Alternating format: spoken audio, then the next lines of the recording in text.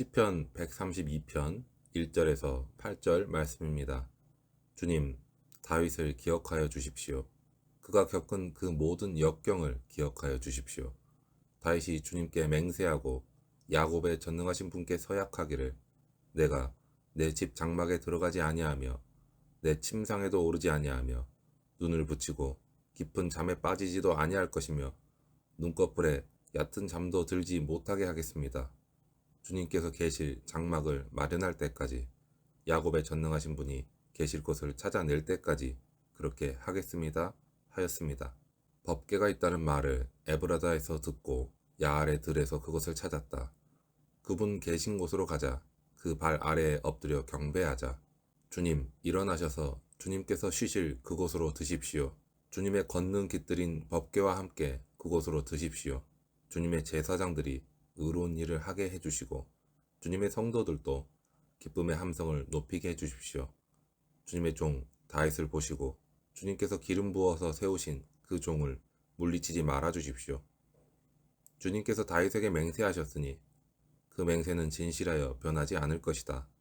내 몸에서 난 자손 가운데서 한 사람을 왕으로 삼을 것이니 그가 보좌에 앉아 내 뒤를 이을 것이다. 만일 내 자손이 나와 더불어 맺은 언약을 지키고 내가 가르친 그 법도를 지키면 그들 자손이 대대로 내 뒤를 이어서 내 보좌에 앉을 것이다. 주님께서 시온을 택하시고 그곳을 당신이 계실 곳으로 삼으시기를 원하셔서 이렇게 말씀하셨다. 이곳은 영원히 내가 쉴 곳, 이곳을 내가 원하니 나는 여기에서 살겠다. 이 성읍에 먹거리를 가득하게 채워주고 이 성읍의 가난한 사람들에게 먹거리를 넉넉하게 주겠다. 제사장들로 의로운 일을 하게 하고 성도들은 기쁨의 함성을 지르게 하겠다. 여기에서 나는 다윗의 자손 가운데서 한 사람을 뽑아서 큰 왕이 되게 하고 내가 기름 부어 세운 왕의 통치가 지속되게 하겠다. 그의 원수들은 수치를 당하게 하지만 그의 면류관만은 그의 머리 위에서 빛나게 해주겠다. 오늘 본문 시편 132편은 성전으로 올라가는 노래 15편 중에서 13번째 시편입니다. 이 시편은 누가 언제 기록했는지 나타나 있는 것은 아니지만 성전 건축하기를 간절히 원했던 다윗의 열망이 고스란히 나타나 있습니다. 1절을 보면 주님께 다윗을 기억하여 달라고 하며 그리고 그가 겪은 모든 역경을 기억하여 주기를 바라고 있습니다. 다윗은 하나님의 성전을 짓기를 간절히 원했습니다. 그러나 하나님께서는 다윗은 전쟁에서 피를 많이 흘렸기 때문에 성전 건축을 허락하지 않으십니다. 그래서 다윗은 비록 자신은 성전을 짓지 못하지만 그 준비를 철저히 했습니다. 다윗이 이렇게 한 것은 자신은 백향목으로 지은 궁에서 편히 거하지만 하나님의 궤는 천막 안에 모셔져 있는 것이 늘 괴로웠기 때문입니다. 이런 다윗의 마음은 2절부터 5절까지에 잘 나타나 있습니다. 그런데 여기에서 다윗은 하나님을 야곱의 전능하신 분이라고 표현합니다. 다윗이 이렇게 말한 것은 아브라함, 이삭, 야곱 등의 족장들 가운데 성전을 짓겠다고 최초로 자원한 사람이 야곱이기 때문입니다. 야곱은 형 에서를 피해 삼촌 라반이 있는 하란 땅으로 가고자 했고 그 도중에 그는 돌로 베개를 삼아 자다가 꿈에 하늘에 닿은 사닥다리가 나타나고 천사들이 그 위를 오르락내리락 하고 있었습니다. 그래서 야곱은 그곳이 하나님의 집이 될 것이라며 자신이 베개로 사용했던 돌을 가져다가 기둥으로 세우고 그곳의 이름을 베델이라 부른 것입니다. 하지만 20년 후에 그가 돌아올 때에도 꿈꾸었던 그곳에 그는 제단을 쌓은 것이 전부였습니다. 그래서 야곱이 이루지 못한 일을 다윗이 기억하고 행하려고 한다고 말하는 것입니다.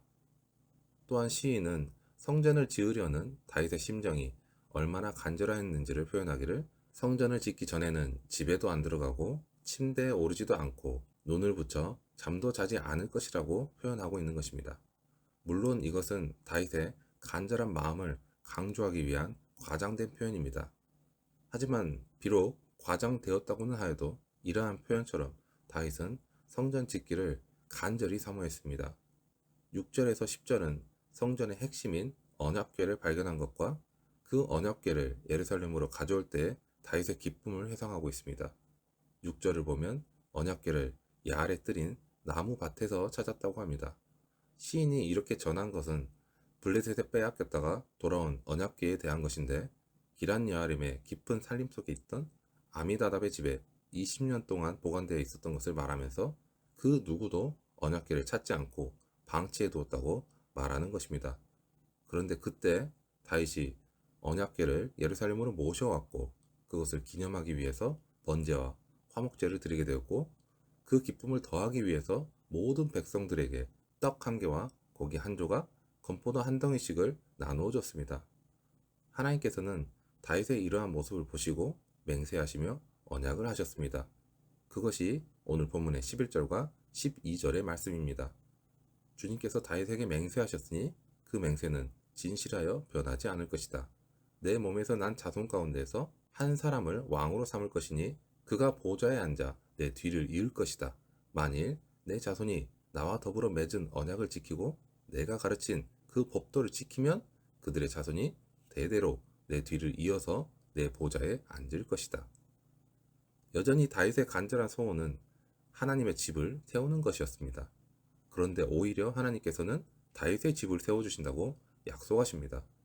결국 다윗의 자손들은 계속해서 왕위에 오르게 되었고, 예수님께서 다윗의 자손으로 이 땅에 오셔서 다윗의 왕위가 영원히 이어지게 하셨습니다. 그런데 하나님께서는 다윗의 후손들에게 요구하신 것이 있었습니다. 그것은 하나님과 맺은 언약을 지키고 하나님께서 가르친 그 법도를 지키는 것이었습니다. 즉, 하나님께서는 다윗의 후손에게 하나님의 말씀을 지킬 것을 요구하셨습니다. 하나님의 말씀을 지키라고 명령하신 것은 하나님의 말씀은 영원하기 때문에 그 말씀을 지키는 그 사람을 영원히 지켜주기 위함이었습니다. 이것은 다윗의 후손에게만 하시는 말씀이 아니라 모든 하나님의 백성들에게 하시는 말씀입니다. 우리가 하나님의 영광을 구하여 하나님의 뜻에 순종하고 하나님의 말씀을 지켜야 하는 것은 사실 우리를 위해서 하나님께서 명령하신 일이라는 것을 기억해야 합니다. 하나님께서는 우리가 하나님과의 관계를 지켜주시기 위해서 우리에게 말씀을 지킬 것을 명령하신 것입니다. 마지막으로 13절에서 18절의 말씀은 앞으로 다윗 언약이 실현될 시온을 향한 복을 회상합니다. 다윗은 여부수 사람들이 살고 있었던 시온 산성을 차지하고서 그곳을 거룩하게 했습니다. 하나님께서도 그곳을 원하셔서 이곳은 영원히 내가 쉴 곳, 이곳을 내가 원하니 나는 여기에서 살겠다라고 말씀하십니다. 후에 예루살렘에 성전이 세워지게 된 것이 단지 다윗이 원했기 때문만이 아니라 하나님께서도 원하셨기 때문이라고 말씀하시는 것입니다. 어떤 일이든 하나님의 뜻이 있다면 그 뜻하심이 있는 곳에 하나님의 은혜가 함께합니다.